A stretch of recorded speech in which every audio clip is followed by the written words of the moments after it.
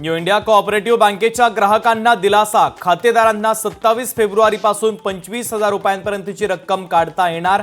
पैसे काढण्यासाठी बँक शाखा एटीएमचा वापरही करता येणार। कृषी मंत्री माणिकराव कोकाटे यांना तात्पुरता दिलासा। नाशिक सत्र न्यायालयाकडून शिक्षेला स्थगिती।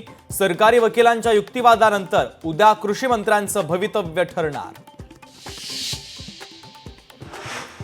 नीलम गोरेंचं वक्तव्य मूर्खपणाचं। नीलम गोरेंच्या वक्तव्यावर शरद पवारांची प्रतिक्रिया। संजय राऊतांनी सांगितलं ते 100% बरोबर आहे। पत्रकार परिषदेत पवारांचं वक्तव्य।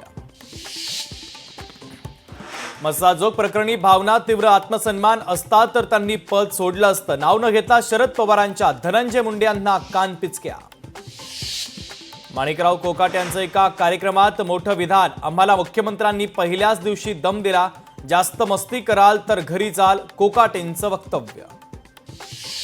मी अन्नत्याग आंदोलनावर ठाम। धनंजय देशमुखांची भूमिका। उद्या मस्साजोग ग्रामस्थांसह करणार अन्नत्याग आंदोलन।